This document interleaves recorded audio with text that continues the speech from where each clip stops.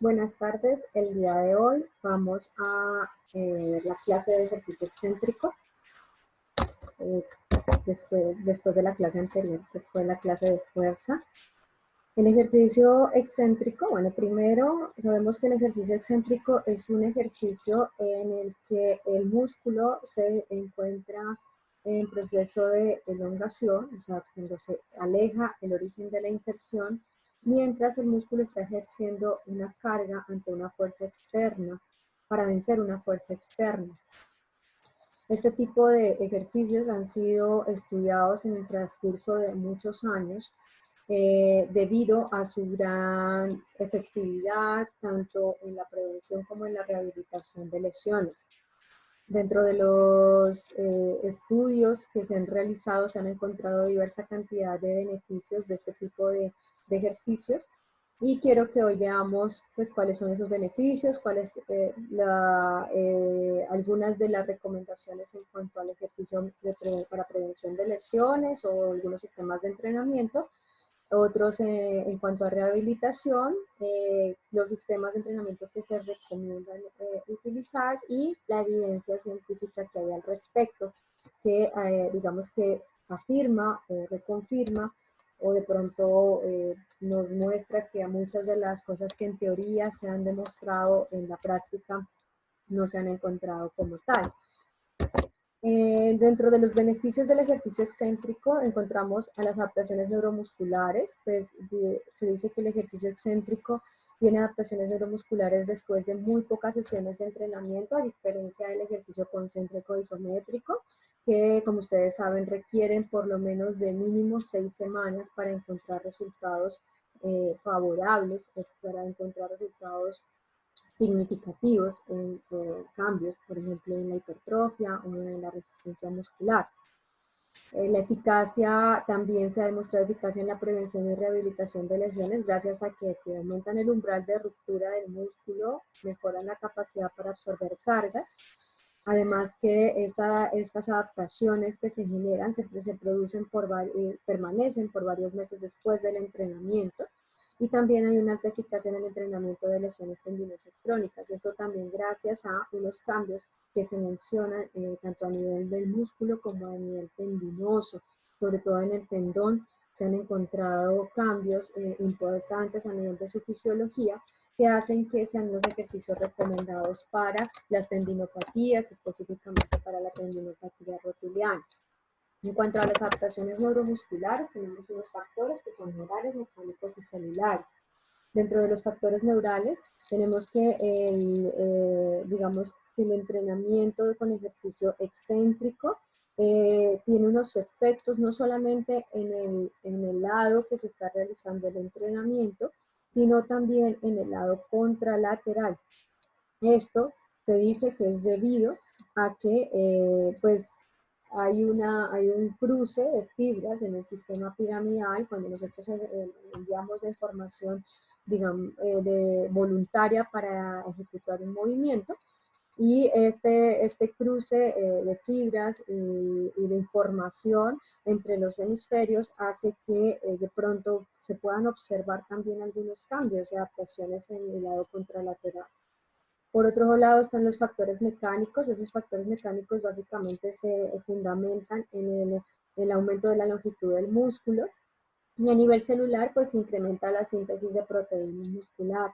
Y pues ustedes bien saben que muchos autores han validado no solamente del excéntrico, sino como tal del ejercicio de fortalecimiento, pues que se generan unas adaptaciones celulares importantes en el músculo.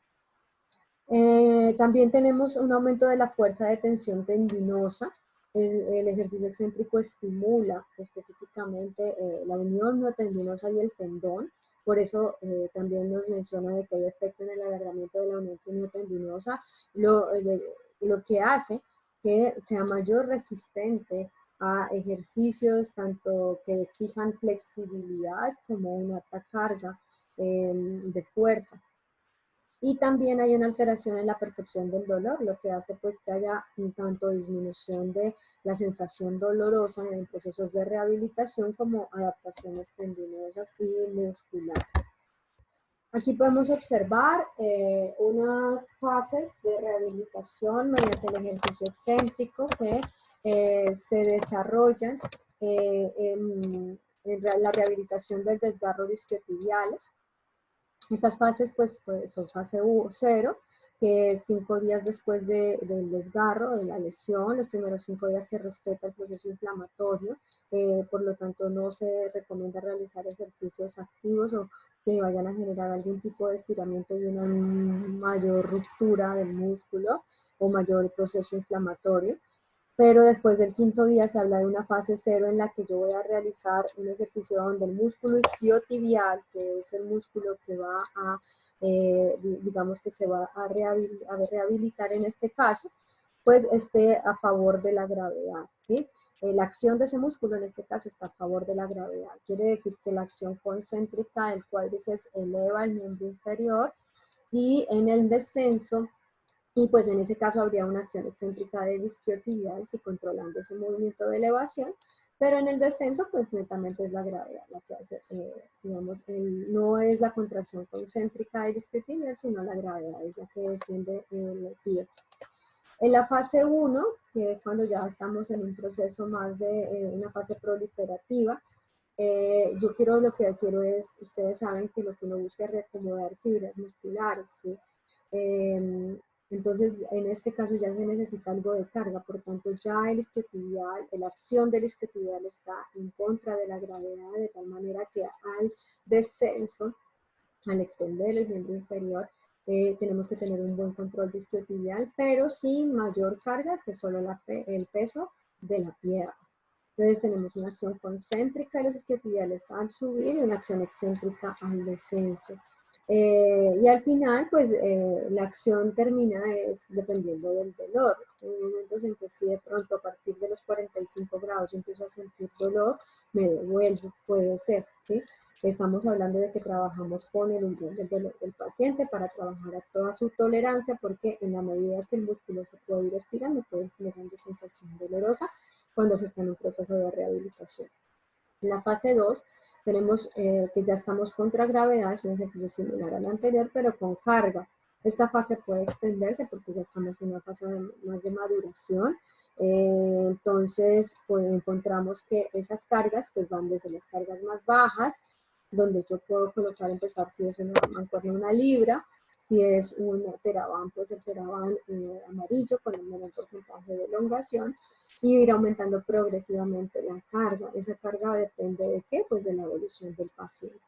Entonces el soporte de resistencia ya está en la fase 2 y esa fase 2 se puede extender hasta que incluso finaliza o cuando ya empezamos un ejercicio, digamos, excéntrico con un poco más de intensidad, combinado con ejercicio pliométrico, que ya es en fases más avanzadas de la rehabilitación.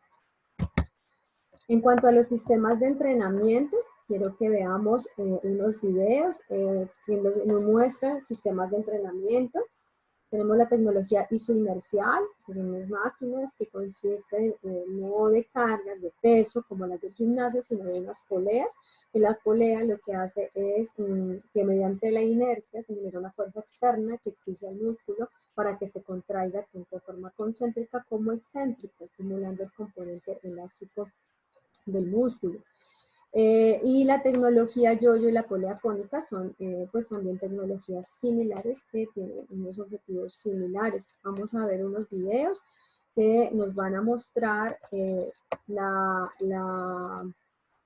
cómo actúan estos tipos de sistemas para el trabajo de ciertos tipos de entrenamiento o de recuperación de lesiones. Entonces podemos observar este video donde tenemos es el squat con la tecnología de entrenamiento inercial. Y vemos cómo está atada la polea. Y observamos aquí la polea.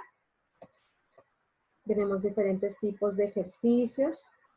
Más adelante hay otras propuestas. Miren, por ejemplo, incluso ejercicio un poco más pliométrico, más explosivo.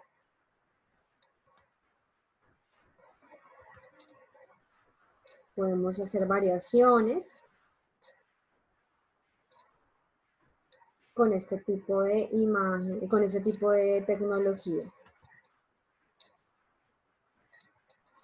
Ya obviamente depende de la fase en la que se encuentra el paciente. Si yo le incluyo más impacto, más velocidad, menos velocidad, tanto la velocidad de la contracción concéntrica obviamente tiene que ir aumentando para que haya una mayor inercia y para que haya una mayor carga externa que promueva pues el fortalecimiento de tipo excéntrico. La tecnología yo-yo la podemos observar aquí. Es similar a las máquinas que nosotros conocemos en gimnasio, pero si observamos, esto es con un sistema de poleas, no es con las cargas normales que nosotros manejamos en el gimnasio. Y observamos acá otro video que aquí ya nos muestra que es la polea cónica. La polea cónica es un método de entrenamiento muy interesante.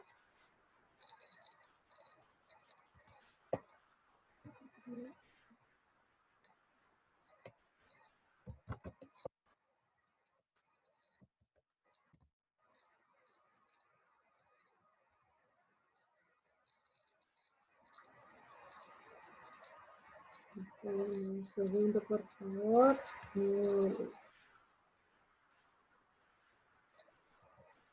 Aquí podemos ver la polea cónica.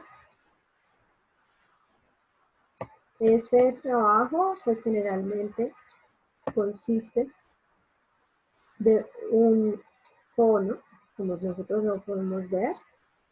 Tenemos un volante de inercia, que es el que tiene el fisioterapeuta en este caso, ¿sí? Nosotros tenemos aquí posicionada la polea. Entonces, este sistema de contrapeso hace que entre más contrapeso pues, se coloque al cono, pues mayor resistencia. El movimiento que ejerce la persona es un movimiento de vaivén para pues, generar, digamos, que actividad del cono en este caso. Podemos colocar mucha resistencia con todos los contrapesos o disminuir el nivel de resistencia. La polea cónica generalmente consiste en un cono, si ustedes lo ven situado en esta posición. El posicionador puede cambiar de posición.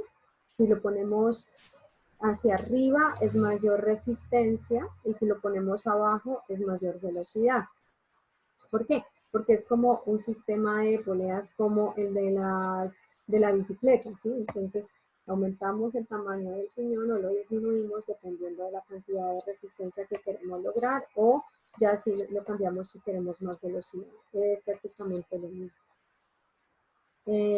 Tenemos que tener la cuerda completamente extendida. La persona, el deportista, agarra ¿sí? el sistema y tiene que haber un grado de tensión. ¿sí?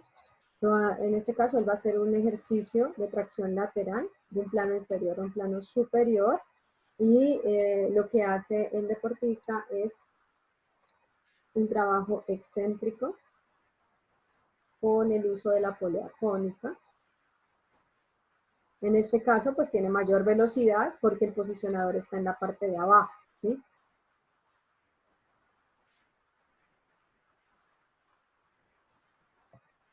Ahí podemos observar que hay mayor enrollamiento acá en la base.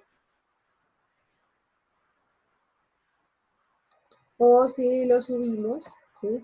Entonces vamos a tener una mayor resistencia. Para aumentarle la intensidad, podemos subir. Tiene que parar para poder cambiarlo. El posicionador lo subimos y aumenta un poco la resistencia. Pero pues obviamente la ejecución es un poco más lenta. Y lo podemos observar ahí.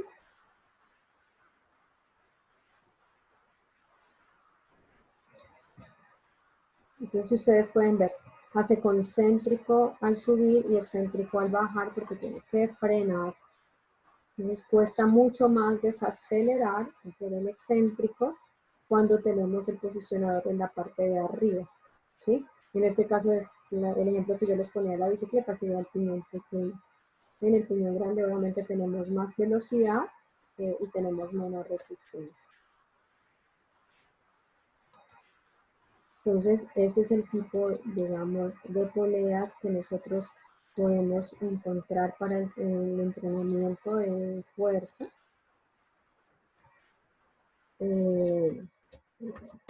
Listo, aquí están las imágenes, estas son otras actividades con la polea cónica, esta es la máquina de entrenamiento inercial y acá tenemos la de Grossman, que es una máquina muy utilizada pues, para el entrenamiento también excéntrico, es similar a la que tenemos en los gimnasios y ha sido altamente utilizada en las investigaciones para encontrar los efectos del ejercicio excéntrico y sus beneficios.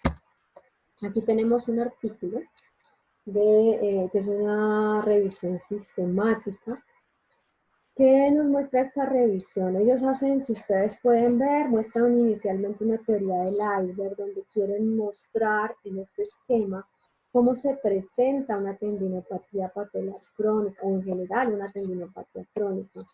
Entonces, ellos dicen que esa tendinopatía puede ser considerada como una secuencia de eventos que van desde lo fisiológico, que es la fase fisiológica, donde se supone que se hace un ejercicio saludable, donde no hay sobrecarga, donde no hay ruptura de fibras, no fibrillas, y pasamos de ese tipo de ejercicio a unos ejercicios que ya exceden la carga y que van a empezar a generar una serie de daños o microdaños a nivel del tendón.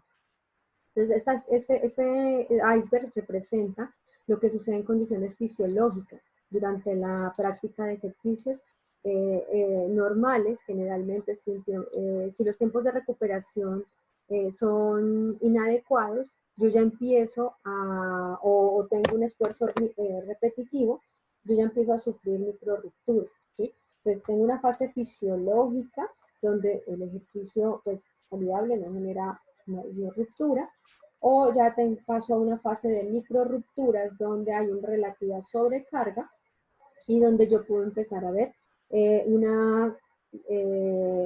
unos microdaños a nivel del tendón.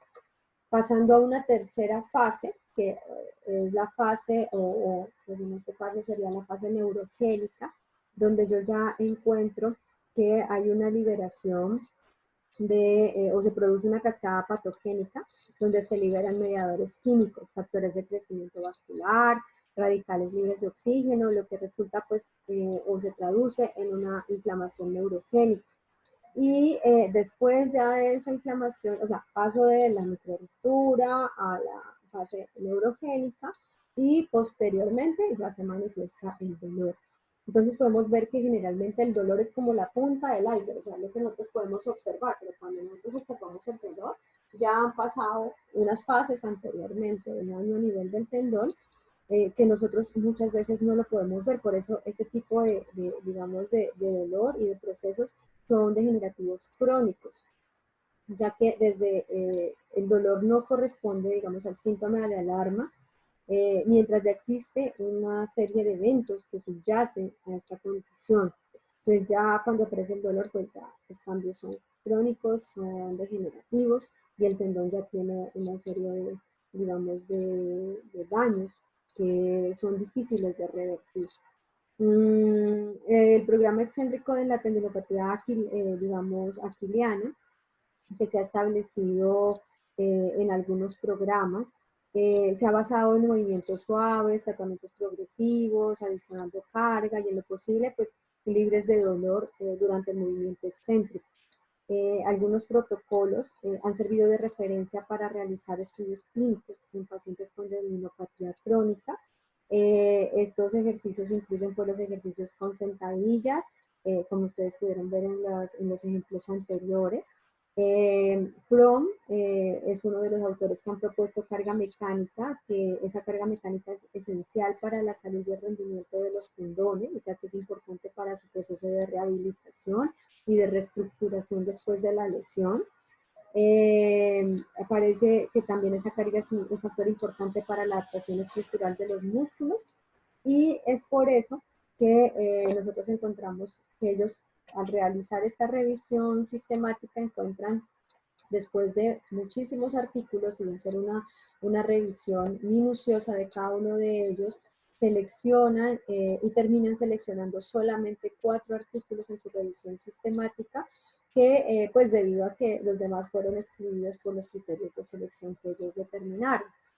La pregunta que ellos hacían era si existe evidencia científica que avale que el ejercicio excéntrico declinado es más efectivo que el ejercicio excéntrico estándar en el manejo terapéutico de deportistas con tendinopatía patelar. Ellos, de estos 4 artículos, el que menor riesgo de sesgo tenía, o sea, el que más puntos positivos tuvo, fue el de Fromm en el 2017. Que ustedes pueden ver, pues es el que mejor calificación tiene en cuanto a riesgo de sesgo, o sea, mejor calidad metodológica. Aquí tenemos, podemos visualizar las características de las investigaciones. El de Purdan, por ejemplo, muestra que realizaron un programa en el que el grupo 1 era un programa de ejercicio excéntrico estándar y el grupo 2 ejercicio declinado. El ejercicio declinado, como ustedes lo pueden observar, es en un plano inclinado de 25 grados. Y el excéntrico estándar, pues es en la máquina de Gross, ¿no? Como ustedes la pueden ver en este caso. Los pacientes generalmente se encontraban en edades entre los 22 y los 35 años. El grupo que mayor edad tuvo fue de 35 años. Eso es importante porque recuerden ustedes que tenemos que identificar las poblaciones en las que se realizan los estudios que vamos a recomendar. Generalmente, las intervenciones incluían intervenciones de 12 semanas, en donde se realizaban ejercicio excéntrico estándar. Este excéntrico estándar es con la máquina de Brodmann. Realizaban 3 series de 15 repeticiones. Algunos lo realizaban 2 veces al día. El grupo 2, el programa de ejercicio excéntrico declinado, entonces el mismo sentadilla, pero con el plano inclinado. Hacían 3 series de 15 repeticiones hasta los 90 grados, 2 veces al día. Se le iba aumentando peso progresivamente en una mochila. La intervención era de 12 semanas y el seguimiento fue durante solamente las 12 semanas. Evaluaron escala visual análoga y el retorno a las actividades. Este otro artículo de Jung colaboradores en el 2005.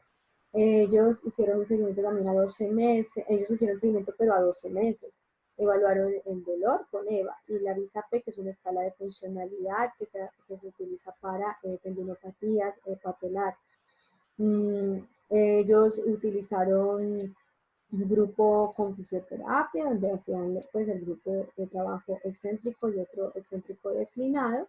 El grupo estándar hacía también 3 series de 15 repeticiones. Cuando ya no había dolor, agregaban 5 kilogramos en la espalda, y el declinado, pues la misma aumento de la carga.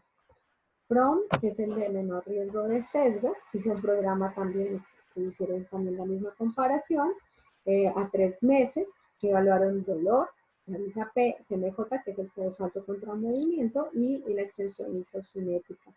Ellos evaluaron, hicieron el entrenamiento con, digamos que adicionaban carga en un disco, 4 series de 4 repeticiones, y el grupo 2 hacía declinado, 3 series de 15 repeticiones, y si tenían efecto positivo aumentaban la carga. Business y colaboradores también hicieron un seguimiento de 3 a 6 semanas, evaluaron también dolor, VISA-P y el salto contra movimiento. Hicieron similar protocolo. Entonces, si pueden observar, esas fueron, digamos, las características de los ejercicios que realizaron. ¿Cuáles fueron las conclusiones de este estudio? Que todavía hay una evidencia contradictoria, o sea, no pudieron dar respuesta a su pregunta de investigación, de que ese programa de ejercicio excéntrico es más efectivo en cuanto a disminución de dolor y mejora de funcionalidad. La alta heterogeneidad estadística de las dos comparaciones no permitió agrupar estadísticamente los datos, es decir, no permitió determinar si había una estimación puntual en cuanto a significancia estadística. Sin embargo, se hizo el análisis cualitativo, se muestran las tablas con las características de los estudios, las diferencias y la presentación de los resultados de cada uno de los estudios. Y de acuerdo con esos resultados, ellos dicen que no hay una diferencia, digamos, marcada en cuanto a si el programa es con la declinado o si es un programa estándar. Este es otro estudio en el que hacen una comparación de dos métodos, el de Alfredson y el de Silvernagle. Los ejercicios de este tipo de ejercicios podemos observar los protocolos aquí en la tabla número 1. Ellos lo que hicieron fue, eligieron personas entre los 18 y los 60 años que tuvieran síntomas por mayor o igual a 3 meses. Los participantes pues debían ser participantes de deportes en donde pues hubiese carga en el tendón de Aquiles, que fueran corredores o saltadores. En la selección pues dieron un total de 86 personas, las cuales 43 fueron al grupo casos y 43 al grupo control. A un grupo le aplicaron el protocolo de Alfredson y al otro el de Silvernagle. Esto, aquí están las características. Los dos, todos hicieron 12 semanas de entrenamiento. Las sesiones fueron supervisadas por fisioterapeuta y les hicieron seguimiento a las 12, a las 26 y a las 52 semanas. Estos son los protocolos que proponen. La frecuencia de los ejercicios en Alfredson son 2 veces al día, mientras que Silvernagle fueron 1 vez al día. La cantidad de ejercicios en Alfredson son 2, en Silvernagle fueron de 4 a 5. Las repeticiones y series las mismas, 3 series de 15 repeticiones. El modo del ejercicio, Alfredson maneja solo el excéntrico aislado, mientras que Silvernagle maneja concéntrico, excéntrico, pliométrico, porque él maneja diferentes tipos de ejercicios, como una especie de circuito. ¿En qué se basaron para aumentar la carga? Digamos que en la tolerancia al dolor y la progresión pues era de 5 kilogramos dependiendo de si había o no disminución del dolor.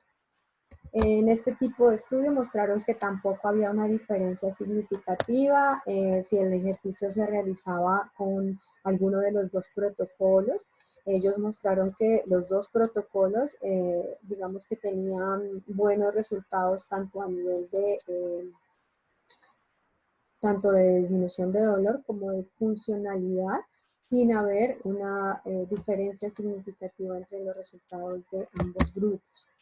Este es un trabajo que me pareció interesante que ustedes lo vean. Es un trabajo que muestra que el torque de los extensores y flexores de rodilla, que son pues, el cuádriceps y los isquiotibiales, después del entrenamiento con el ejercicio excéntrico, pues el torque generalmente, si ustedes ven pre-entreno, post-entreno, ese torque aumenta y la diferencia en todos es menor a 0.001.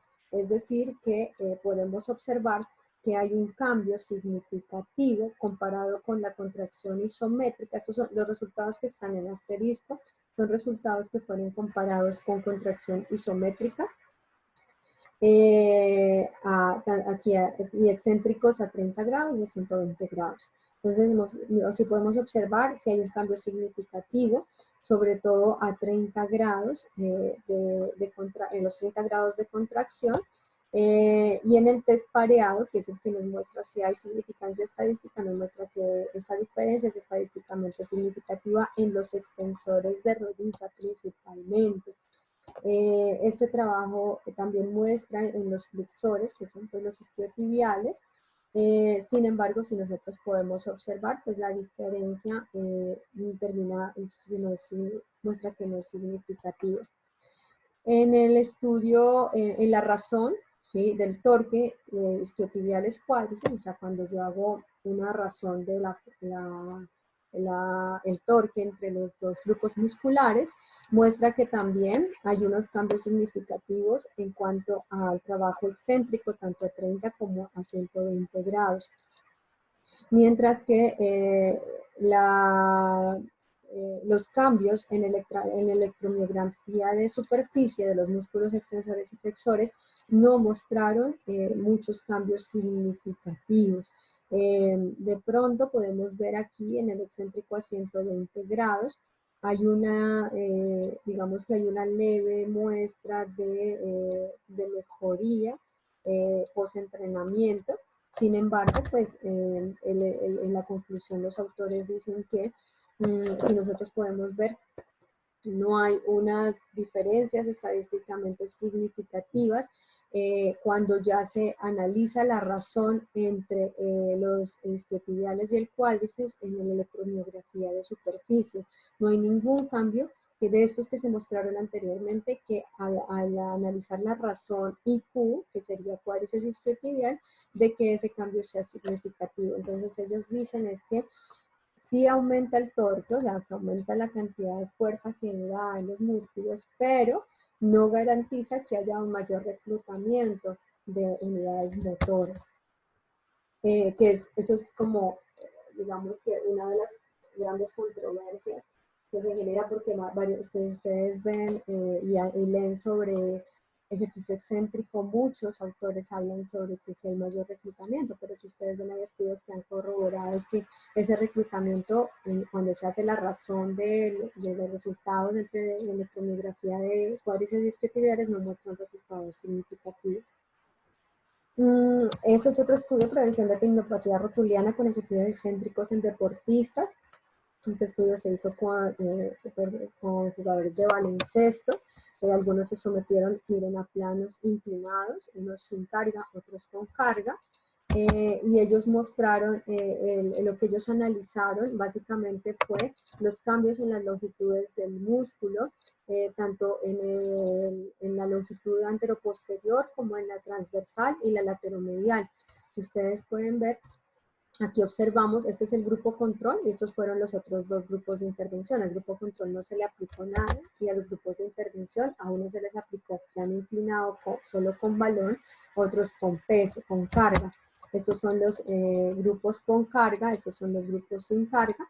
Y si podemos ver, el grupo con carga siempre tiene cambios significativos en cuanto a las áreas de longitud del tendón. Entonces podemos observar que hay una diferencia significativa en la longitud y esto puede darle una mayor resistencia y una mayor capacidad de generación de fuerza al músculo.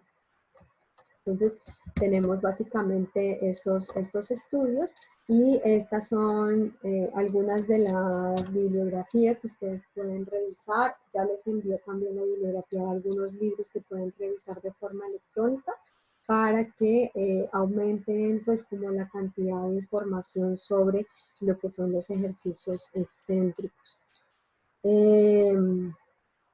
Pues también quería comentarles que el ejercicio de tipo excéntrico ha mostrado más, entre otros beneficios, que es capaz de desarrollar mayores picos de fuerza que la contracción concéntrica isométrica.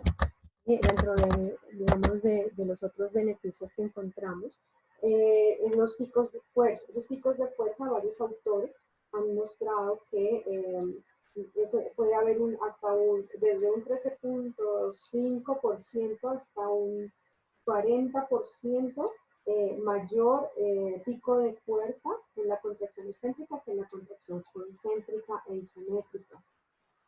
También han demostrado que conlleva a una menor activación muscular. ¿Qué quiere decir eso? Podemos generar muchísima más fuerza con menos activación muscular.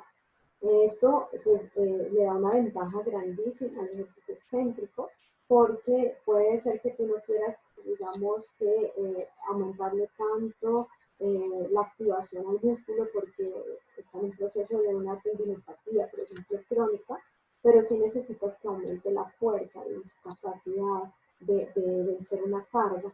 Entonces, por eso es que se ha demostrado según desde algunos autores como Comey y colaboradores, como McHugh, evaluaron también pues digamos que la actividad electromiográfica, la activación de muscular que refleja una de las contracciones.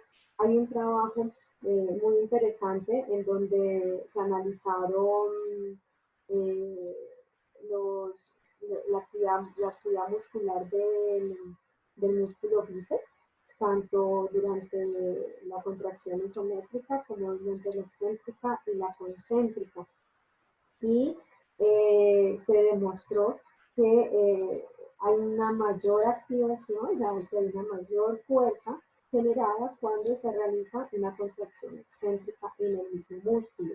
Entonces, podemos ver que hay muchos beneficios del trabajo excéntrico, que lo importante es aprender a trabajarlo, que podemos ver que después de una lesión es importante determinar en qué momento yo empiezo a aumentar la carga, en qué momento empiezo a aumentarle la contracción concéntrica contra la gravedad, en qué momento yo, porque sí está claro, ustedes saben, y es muy claro, que para poder generar procesos de remodelación a nivel tendinoso y muscular, necesitamos que haya carga. Si no hay carga, no hay una reacomodación, una remodelación de fibras. Entonces, esa carga también debe ser pues progresiva, porque si yo aumento la carga, mucho la carga, puedo estar generando un daño en el tendón. Entonces, eso es en cuanto al ejercicio excéntrico. Espero que les haya servido y cualquier duda, pues con gusto la atiendo. Por favor, me escriben a mi correo.